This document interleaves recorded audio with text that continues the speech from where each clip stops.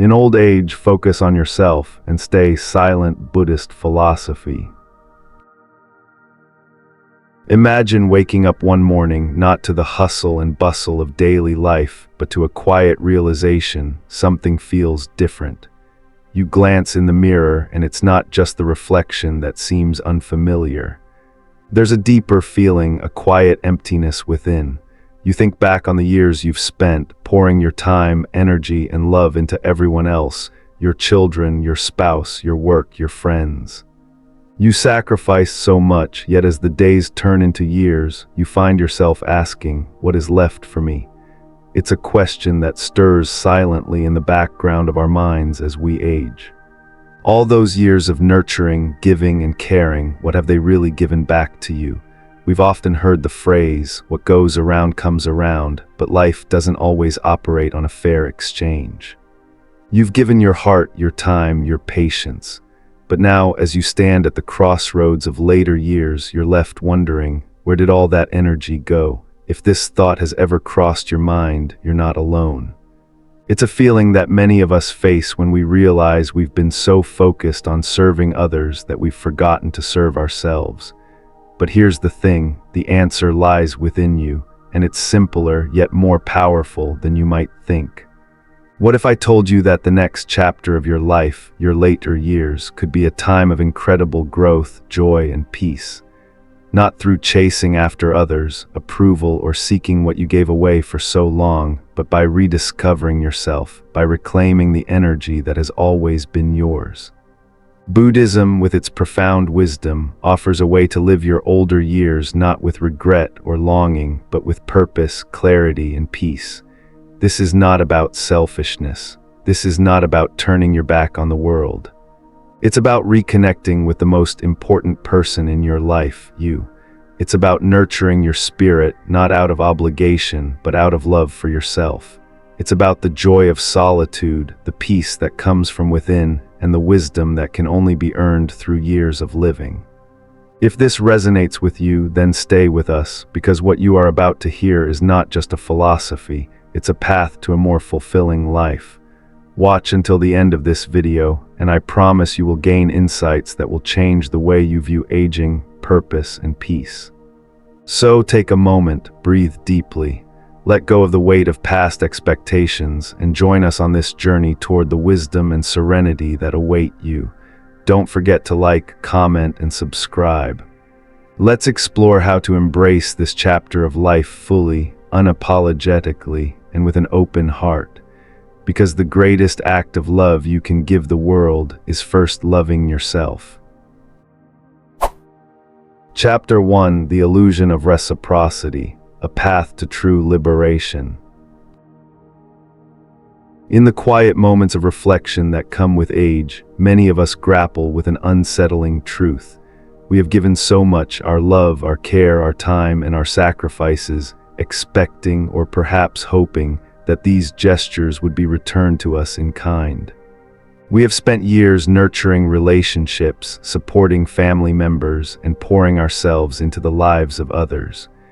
We do it with an open heart, believing that the love we offer will eventually come back to us. Yet as the years roll on, a painful realization begins to take root. The world does not always respond the way we expect it to. It's a truth that stings. Love, care, and sacrifice are not always reciprocated. The younger generations, caught up in the rush of their own lives, may be too absorbed in their personal struggles to offer us the support and love we once freely gave them. The family gatherings we cherished may grow sparse, the phone calls may become less frequent, and the presence of those we once held so close may feel like a distant memory. The relationships that once seemed to hold such promise and connection begin to fray at the edges, leaving us questioning, where did the love go? This is the heart of what the Buddha calls the illusion of reciprocity. We often believe that the love and kindness we offer will eventually be returned to us, as if life operates on some cosmic scale of balance. But the truth, as the Buddha teaches, is that attachment to expectations leads to suffering. When we cling to the idea that the love we give will be returned in the exact same measure, we set ourselves up for disappointment. Impermanence, anicca in Buddhist terms, is at the core of this lesson. Everything in life, including relationships, is in a constant state of flux. People change, circumstances shift, and the world around us continues to evolve. The love we offer may not always take the shape we envision, and the support we hope for may not always materialize. This reality can be painful, especially when we have invested so much of ourselves into others. But it is also in these moments of pain that Buddhism offers its most profound wisdom. True love is unconditional. True love does not depend on the return of love. It is given freely, without the burden of expectation. It is given out of compassion, not out of a desire to receive something in return. This is the key to freedom, the key to liberation from the suffering that comes from attachment. When we let go of the need for reciprocation, we are free to love without strings attached, and in that freedom we find peace. Let me share with you a story that beautifully illustrates this lesson. There was an elderly man named Mr. Lei who spent his entire life providing for his family. He was the pillar of his household, the one who worked tirelessly to ensure that his children had every opportunity. He sacrificed his time, his energy, his resources, often to the detriment of his own well-being. He believed, like many of us do, that his love and sacrifices would one day be returned in kind. He imagined that when he grew old, his children would surround him, offering the same care and attention he had given them over the years. But as the years passed, his children grew busy with their own families and careers.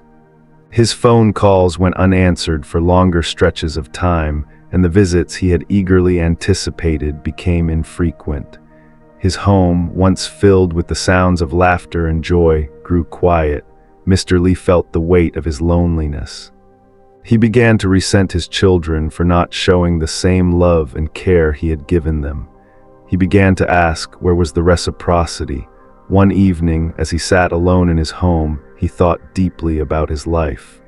The Buddhist teachings he had once heard echoed in his mind, reminding him that attachment to expectations brings suffering. In that moment of reflection, he realized something profound. His suffering was not because of his children's neglect, but because of his own attachment to the expectation that they should return the love he had given. It was in this realization that Mr. Lee found peace. He understood that the love he had given, though not returned in the way he had hoped, was enough. The love itself, given freely, was the gift. It was in the act of loving, not in the expectation of reciprocation, that true fulfillment lies. He no longer needed his children to mirror his love in the way he had imagined. By releasing his attachment to that expectation, he was free to love them without condition, and in that freedom, he found peace and joy once again. This story offers us a powerful lesson. True love is given without expectation. When we love with the hope of receiving something in return, we are bound by that expectation, and when it is not fulfilled, we suffer. But when we love without attachment, without expecting anything in return, we free ourselves from the cycle of suffering. The Buddha teaches us that attachment is the root of all suffering. Whether it is attachment to people, outcomes, or even our own expectations, it is this clinging that causes us to suffer. As we age, we often come face to face with the impermanence of life. People change, relationships evolve, and we must come to terms with the reality that not all the love we give will be returned in the way we hope. But this does not diminish the value of the love we give. It simply means that the act of giving love is enough in itself. This understanding is liberating. It allows us to love freely, without fear of rejection or resentment. It teaches us that the true joy of love lies not in receiving, but in giving. When we embrace this truth, we open ourselves to a deeper, more fulfilling experience of love, one that is unconditional and free from the constraints of expectation. So, what can we take from this? The essence of true love is letting go of expectation. We must learn to give without strings attached, to love without the need for anything in return. In doing so, we free ourselves from the cycle of disappointment and resentment. We allow our love to flow naturally, like a river, without trying to control where it goes, and in this flow, we find peace. As we grow older, let us remember that the greatest gift we can give to the world is the ability to love without expectation. In loving freely, we open ourselves to the deepest peace and the most profound joy, and in that joy we find the true essence of living. Let us all strive to love as the Buddha taught, not to gain, but to give. And in that giving, may we find the liberation and peace that comes from living without the burden of expectation. Chapter 2: Reclaiming Your Energy, a Time for Self-Care. As the years unfold, we arrive at a stage where the external world no longer demands the same level of engagement it once did. In the earlier chapters of life, we pour our energy into our families, careers, and communities, often sacrificing our own well-being in the process. We give endlessly, believing that by doing so, we fulfill our purpose. But as time goes on, we come to an important realization: the energy we give must eventually be replenished. If we don't take the time to nurture ourselves, to protect our inner peace and vitality, we risk burning out. This is where the wisdom of Buddhism becomes especially important. In the practice of samadhi, a deep concentration and inner tranquility, we find a path that not only leads us to spiritual enlightenment, but also to personal healing. Reclaiming our energy is not an act of indulgence or selfishness. It is an essential practice of self-care and self-preservation. By taking the time to rest, reflect, and reconnect with our own hearts, we replenish the very energy we need to continue serving others in a meaningful way. This is the profound lesson of self-care in Buddhist thought. Think of a candle that has burned brightly for years, offering light to all those around it. If that candle doesn't take time to replenish its flame, it will eventually flicker out, leaving only the memory of the warmth it once gave. So too is the human spirit. If we continue giving without replenishing ourselves, we risk losing the very essence of who we are. To love others, to be of service to the world, we must first love ourselves. Our own well-being must become the foundation upon which everything else is built. Without it, we cannot hope to maintain the strength and clarity needed to give in meaningful ways. Let me tell you the story of Mr. Huang, a retired schoolteacher who spent his entire life shaping the minds of others. He dedicated decades of his life to teaching, patiently guiding his students, imparting knowledge, and offering wisdom. In his youth, he was always the one there for others, the one who stayed late to help a struggling student, the one who spent countless hours preparing lessons, and the one who sacrificed his own personal time to ensure the success of his students. Yet as he grew older and retired, he found himself in a quiet house, surrounded by the echoes of a life once full of activity. His students had moved on, his colleagues had retired or left, and his children, now grown, were busy with their own lives. Mr. Huang found himself alone, reflecting on the years he had spent so generously giving to others. Yet, despite the joy he had brought to so many, he couldn't ignore the emptiness he felt inside. He had spent so much of his life pouring into others that he had neglected his own passions, his own sense of fulfillment. His once beloved hobby of playing the violin, which he had abandoned years ago to focus on his career and family, seemed like a distant memory. One day, a friend suggested he pick up the violin again to revisit the joy of playing that had once brought him such peace. At first, Mr. Huang hesitated. He thought, "I'm too old to start again. My fingers don't work like they used to, what's the point?" But something inside him pushed him to give it a try. Slowly, over time, he began to play, the familiar notes returning as though they had never left. His music was far from perfect, but it was his own. And for the first time in many years, Mr. Huang felt a sense of fulfillment that wasn't tied to anyone else's expectations or needs. It was a moment of self-care, a moment where he gave himself the space to nurture the parts of him that had been neglected.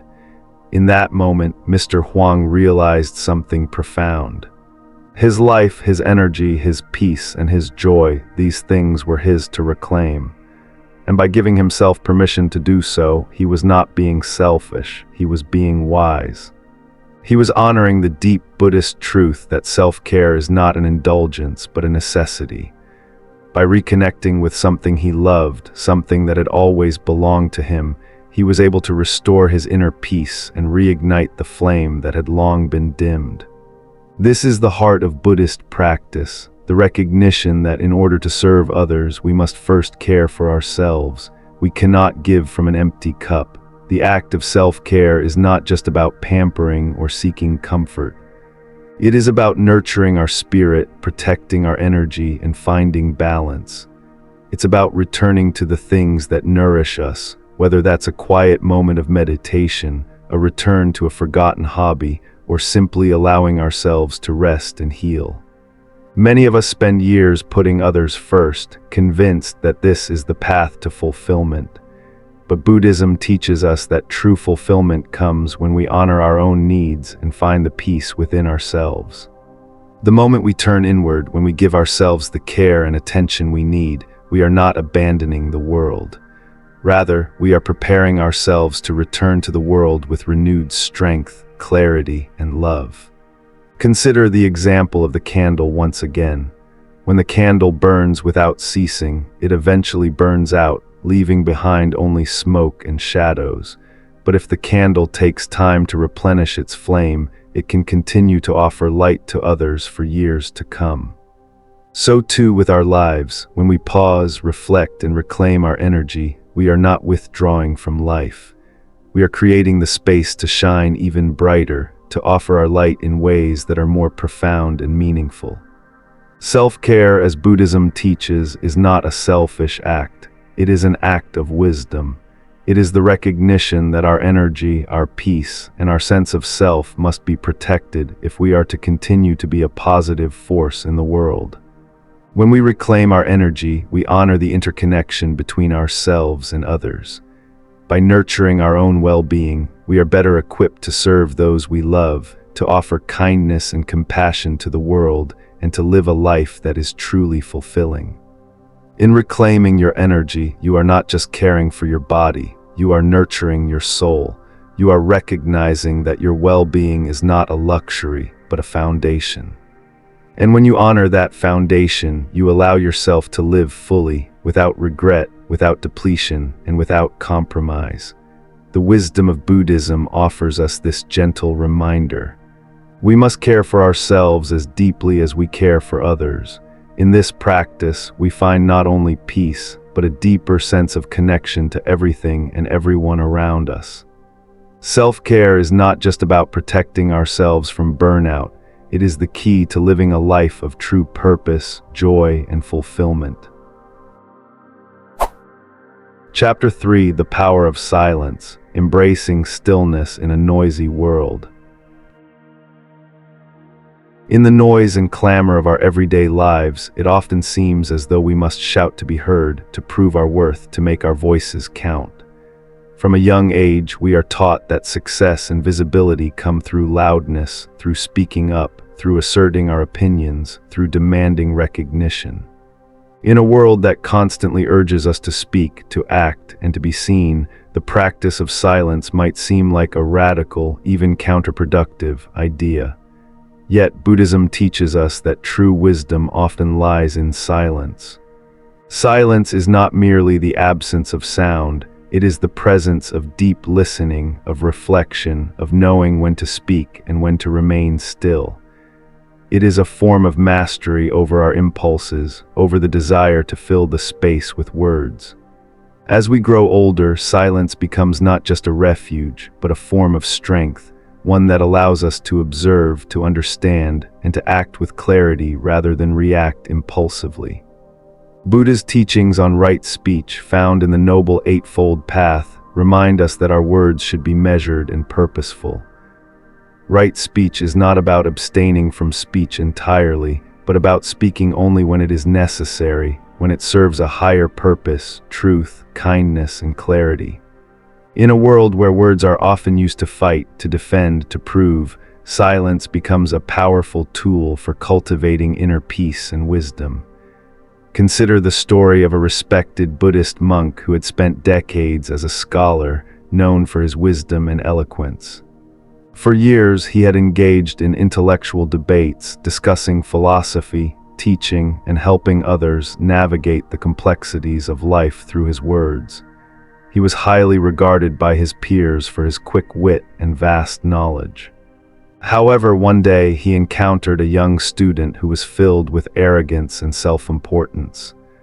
The student, brimming with youthful energy, challenged the monk, eager to prove his own intellectual superiority. The student spoke loudly, making bold claims, trying to undermine the monk's wisdom with rapid-fire arguments. The monk, however, did not respond immediately. He simply listened, nodding every so often as the student continued to speak. When the young man finally finished his barrage of words, the monk looked at him with a gentle smile and said, "Thank you for sharing your thoughts." Then, without another word, he walked away. The young man was taken aback. He had expected a rebuttal, a defense of his own ideas, perhaps even a debate to prove who was right, but the monk said nothing. Instead, he allowed silence to speak for him. It was not the absence of words, but the presence of understanding.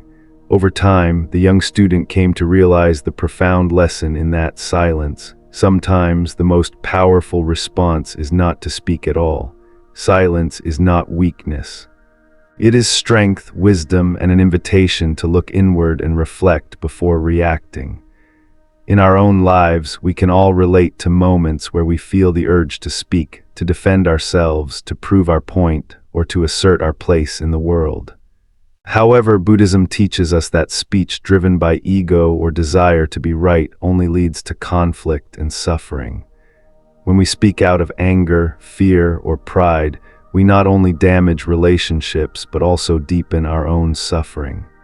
But when we practice silence, when we allow ourselves the space to listen, to observe, and to reflect, we open ourselves up to a deeper understanding of both ourselves and the world around us.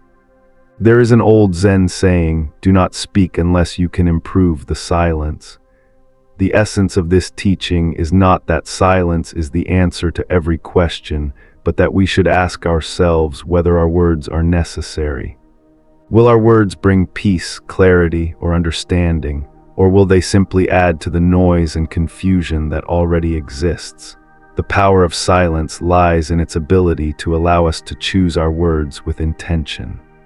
Silence is not merely the absence of sound, it is an active choice to be present, to listen, and to connect more deeply with the truth of the moment. In the stillness, we can hear the wisdom of the universe and the deeper truth of our own hearts. When we choose silence, we are practicing mindfulness, a key aspect of Buddhist practice. By pausing, by taking a moment to breathe and reflect, we create space for clarity to emerge. Consider the example of a mother and her teenage daughter. The daughter, full of youthful energy, accuses her mother of being overprotective and controlling. The mother, feeling hurt by the accusation, is tempted to defend herself, to explain her actions, to justify her love. But instead of reacting in anger, she chooses silence. She listens to her daughter's words, allowing the young woman to express her frustrations fully. When the daughter is finished, the mother takes a deep breath and quietly says, "I hear you." That moment of silence, of simply acknowledging her daughter's feelings, was far more powerful than any argument could have been. Silence does not mean indifference or avoidance. It is not about withdrawing from the world, but rather about being fully present in it. The silence we speak of is a form of active listening and deep presence. It is about allowing others to speak their truth without the need to correct them, to let their emotions run their course without interruption. When we embrace silence, we are offering the gift of peace, not only to others but to ourselves as well. As we age, silence becomes even more important. In our younger years, we may have felt the need to prove ourselves, to be heard, to make our mark on the world. But with time, we begin to understand that true power lies not in how much we speak, but in how much we understand. The wisdom that comes with age teaches us the value of choosing silence over noise, reflection over reaction. It is in the stillness that we can cultivate true peace, peace that is not dependent on external circumstances, but on our own ability to remain grounded, centered, and at ease within ourselves. The Buddha in his teachings often emphasized the importance of mindfulness and right speech, but there is also great power in silence. Silence is not an absence but a presence that speaks louder than words, a presence that allows for understanding, compassion, and wisdom to flow freely. In the quiet moments of life, we are reminded that we don't always need to speak in order to be heard. Sometimes, the most powerful thing we can do is listen to ourselves, to others, and to the stillness that surrounds us. Silence in its purest form is a reflection of the inner peace we seek. It is a space where we can find clarity, a space where we can simply be, and in that being we discover the deep well of wisdom that resides within us all. The lesson is clear: silence, when chosen with intention, is not passive. It is an active practice of mindfulness, of wisdom, and of compassion. It is through silence that we can speak with the greatest clarity and bring the most healing to the world around us. So the next time you are tempted to speak in haste or anger, remember the power of silence. Let it guide you to a place of peace, and from that peace, let your words be born. Chapter 4: Observing instead of interfering, the wisdom of letting go. As we grow older, the urge to intervene in the lives of others becomes more pronounced. We watch as those we love make mistakes, struggle with difficulties, or choose paths that seem destined for disappointment. It's a natural instinct to want to step in, to protect them, to guide them away from the pain we see ahead. We've lived through enough to know the consequences of certain decisions, and we want to spare our loved ones the suffering we've encountered. Yet Buddhist wisdom teaches us a profound truth: not every battle is ours to fight, and not every lesson must be learned through intervention. Buddha himself, despite his deep compassion for all beings, often refrained from stepping in when others were struggling. When asked to intervene in disputes or conflicts, he would sometimes remain silent, understanding that struggle and hardship are essential elements of growth. The Buddha knew that suffering, while painful, can be a powerful teacher. It is through facing our difficulties head-on that we develop wisdom, resilience, and a deeper understanding of ourselves. Like the caterpillar that must struggle to free itself from its cocoon, we too must face our own struggles to grow and emerge stronger. This is not to say that we should become indifferent or uncaring. Buddhism does not ask us to abandon our loved ones in their time of need. Rather, it teaches us the wisdom of detachment, a deep understanding that true love does not control or possess. True love allows others the space to walk their own paths, to make their own choices, and to experience the lessons that life has set before them. It is through this process that they, too, can evolve. Take, for example, the story of Anand, a devoted son who watched his father slowly destroy their family's wealth through gambling. Anand, filled with love and concern, tried everything he could to intervene. He begged, pleaded, and even tried to reason with his father, urging him to stop. But no matter what he said, his father refused to change. For years, Anand's attempts to save his father from his own destructive behavior seemed futile. His father continued down a path of self-destruction, and Anand found himself growing frustrated, angry, and increasingly resentful. It wasn't until Anand finally let go, when he stopped trying to control his father's actions, that things began to change. Instead of constantly battling to fix the situation, Anand focused on his own path. He built a secure future for himself, pouring his energy into his own growth and well-being. This act of letting go wasn't about abandoning his father. It was about recognizing that his father's struggles were not his to carry. Anand trusted that his father's lessons were his to learn, not his to prevent.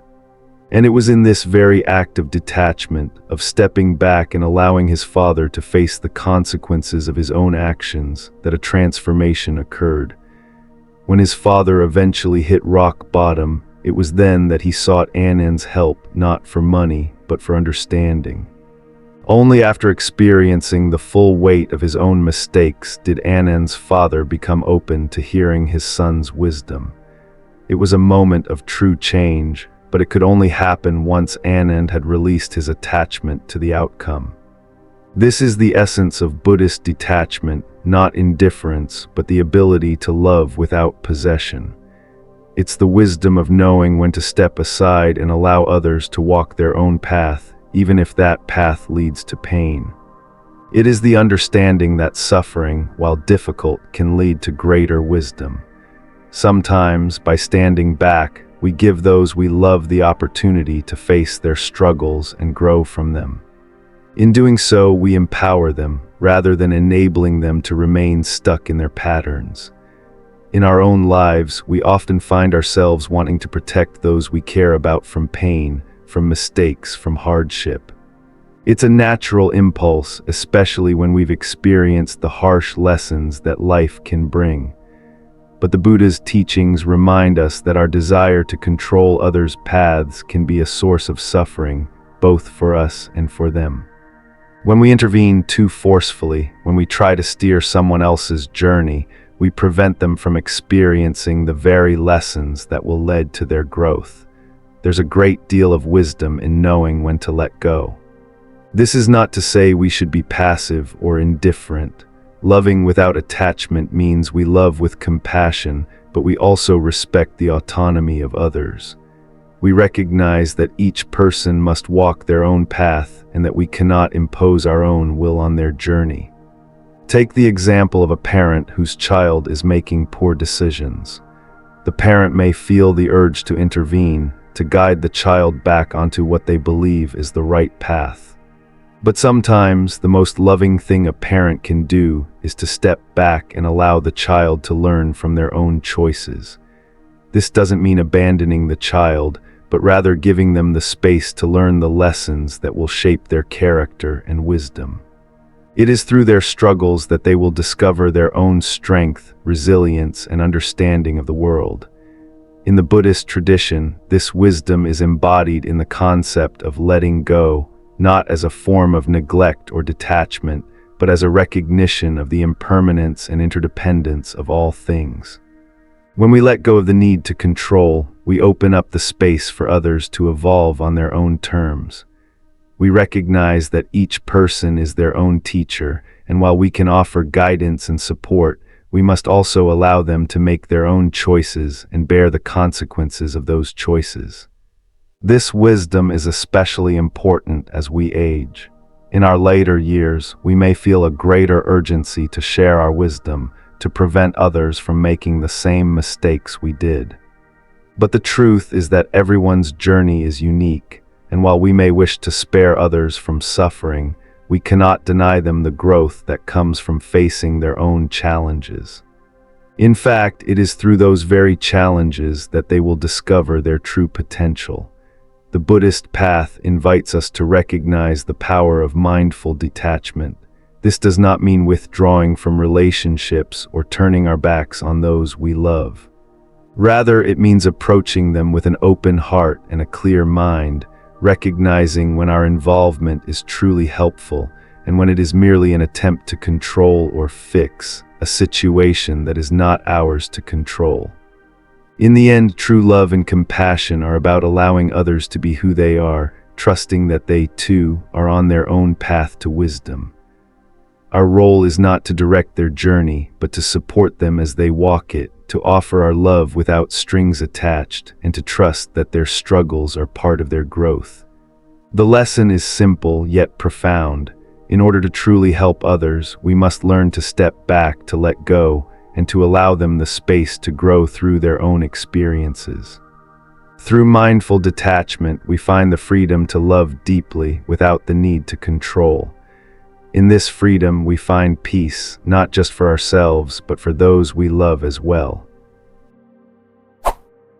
Chapter 5: Letting Go of the Need for Approval. The Path to True Contentment.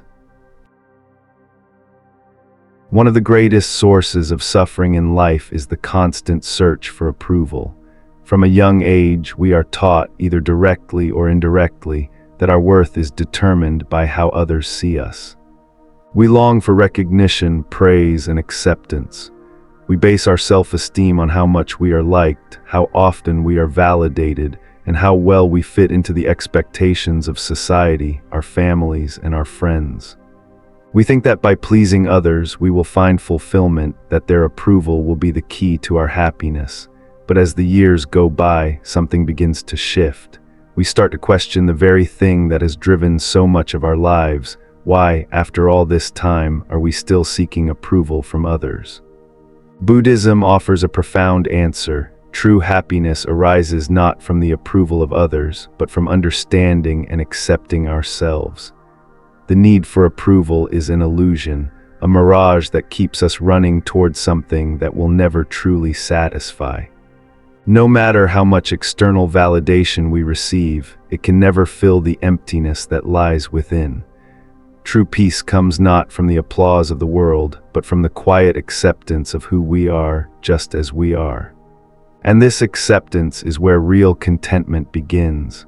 To understand this, let's reflect on the story of Layla, a woman who spent the majority of her life seeking the approval of others.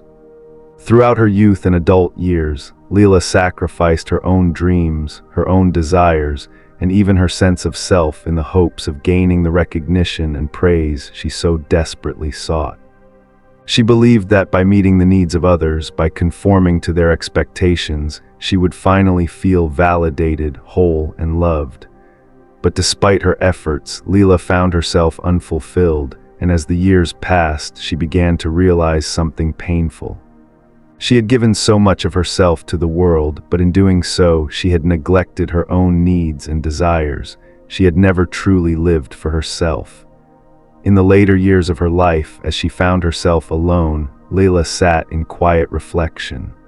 She had spent decades trying to meet the expectations of others, seeking approval from family, friends, and society. Yet, the more she sought validation from the outside world, the more she felt an increasing sense of emptiness within. Her life had been built on the approval of others, but when the applause faded and the expectations quieted, she realized that she had never truly given herself the approval she so eagerly sought. This realization was a turning point for Layla. In that moment of solitude, she recognized that true happiness comes not from external validation, but from internal peace. She understood that she had been chasing a fleeting illusion, seeking approval from others to fill a void that could only be filled by accepting herself just as she was. She began to turn inward, to listen to her own heart, and to rediscover the things she had long forgotten, her passions, her dreams, her authentic self. For the first time in her life, she embraced the idea that she was enough, just as she was. Buddhism teaches that the root of suffering lies in our attachment to the way we think things should be. We become attached to the idea that approval from others is necessary for our happiness, and in doing so, we become slaves to external expectations. But true freedom and peace come when we realize that we do not need the approval of others to validate our worth. Our worth is inherent. It is not dependent on how others perceive us or how well we meet their standards. We are enough as we are. Take a moment to reflect on how much of your life has been spent trying to meet the expectations of others. How much of your energy has been spent chasing approval from family, colleagues, or society? How many decisions have you made based on the desire for validation?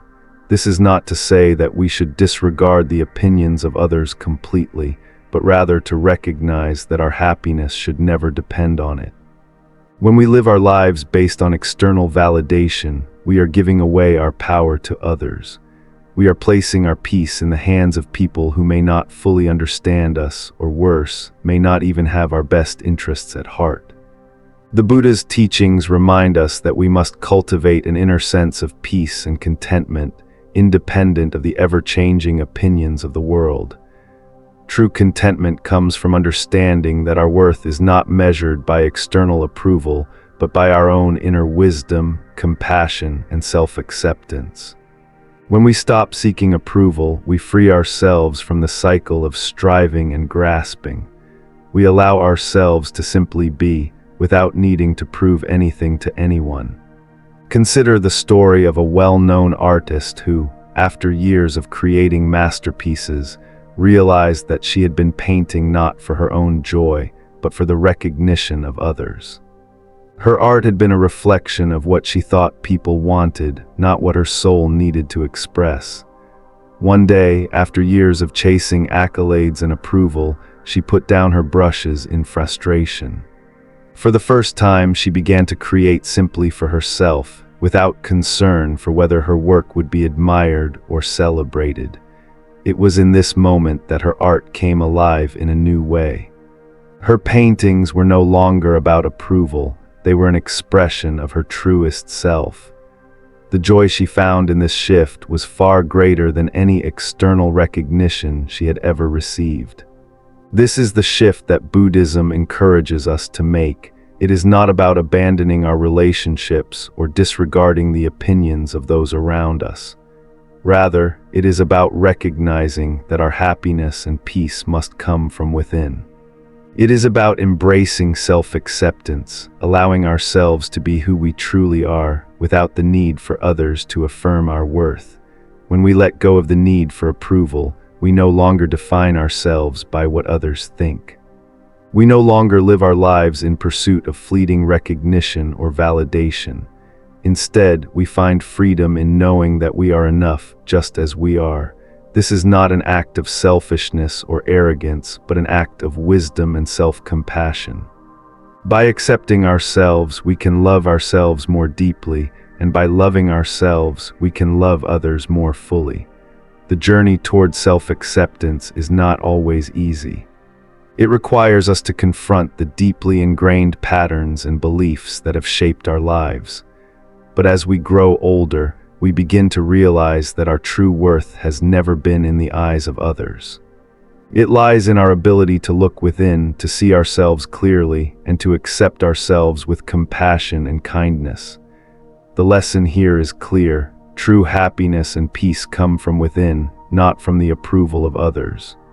When we let go of the need for external validation, we free ourselves to live authentically, to embrace our own unique path, and to find contentment in the simple joy of being ourselves. Let go of the illusion that you need approval, and you will discover the profound peace that comes with embracing your true self. Chapter 6: Choosing Yourself, the Greatest Act of Self-Respect. As we enter the later years of life, we come face to face with a profound realization. The greatest act of self-respect is choosing yourself. For much of our lives, we've been conditioned to prioritize the needs of others, our children, spouses, friends, and even coworkers. We give and give, believing that our worth is tied to our ability to serve and sacrifice. We often live in a constant state of giving, driven by the belief that the more we do for others, the more fulfilled we will be. But as the years go by, a quiet voice inside begins to ask, "What about me?" Choosing yourself in later life is not about selfishness or neglecting others. It's about recognizing that your well-being is just as important as anyone else's. It's about understanding that you cannot pour from an empty cup. If you are constantly pouring out your energy for the benefit of others, without replenishing your own reserves, you will eventually have nothing left to give. To continue loving, caring, and serving others, you must first love and care for yourself. This is the essence of Buddhist wisdom, which teaches us the importance of self-compassion and balance in our lives. At the heart of this practice is the recognition that happiness is not something given to us by others.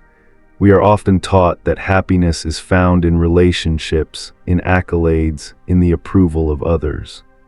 But true happiness, as Buddhism teaches, is an internal state. It is something we create for ourselves through our thoughts, our intentions, and our actions. It is found in the quiet moments when we reconnect with ourselves, when we embrace silence and stillness, and when we listen to our own desires and needs without judgment. Choosing yourself means letting go of the need for constant validation. It's about no longer seeking approval from others to feel worthy. This shift is not about rejecting the world or distancing ourselves from others. It's about placing our energy where it is most needed. Inward, by honoring ourselves, by taking the time to nurture our own spirits, we create the foundation from which we can continue to live fully and meaningfully, even in the later chapters of our lives. Let me share with you the story of Margaret, a woman in her late 60s who had spent her entire life taking care of everyone else. Margaret was the caregiver, the helper, the one who always put others first. Whether it was her children, her aging parents, or her friends, Margaret was always there, offering her time, her love, and her support. She believed that her value came from how much she could give. But one day, after her children had grown and her parents had passed away, Margaret found herself alone. Her phone no longer rang as often, her house was quieter, and the sense of purpose she once had seemed to fade. For the first time in her life, she felt lost. She had spent so many years prioritizing others' needs that she had forgotten her own desires, her own dreams. She hadn't taken the time to listen to her own heart. In the quiet of her solitude, Margaret began to realize that she had spent decades living for everyone else but had neglected to live for herself. This realization, though painful, was also liberating. Margaret understood that choosing herself was not an act of selfishness but an act of self-respect. She decided to embrace the things that had long been pushed aside, the hobbies she loved, the passions she had put on hold, and the simple joys that brought her peace. She took up painting, a passion she had abandoned years ago, and started spending more time in nature, taking long walks by the lake, simply listening to the birds and the rustling of the trees. At first, she felt guilty, as if she were being irresponsible for taking time just for herself. But over time, Margaret began to experience a deep sense of fulfillment that had eluded her for so long. She learned that true contentment arises when we allow ourselves the space to reconnect with what truly matters, our own inner peace, our own well-being, and the simple joys that make life meaningful. Choosing yourself means embracing silence, a silence that is not emptiness but fullness. It's the silence of being comfortable in your own company, the silence of being at peace with who you are, without the need for constant noise or distraction. It's in these moments of silence that we can hear our own hearts and understand what brings us true joy. Buddhism teaches that meditation and mindfulness are tools that allow us to return to this inner stillness. When we quiet the external chatter, we can finally hear the whisper of our own souls. One of the most beautiful aspects of choosing yourself is that it doesn't mean turning away from others. It simply means recognizing that your needs are valid. You don't have to be everything to everyone. When you give yourself permission to prioritize your own well-being, you create space for your relationships to become more meaningful. You can give to others not from a place of obligation or depletion, but from a place of fullness, joy, and balance. Consider the example of John, a man who had always been the rock for his family. After years of caring for his wife and children, John began to feel disconnected from his own desires. He had spent decades working long hours, sacrificing his own personal time to provide for his family, and for a while he felt content in that role. But as he approached his 70s, he began to feel a sense of longing. He realized that he had never really taken the time to explore his own passions or take care of his physical and emotional health.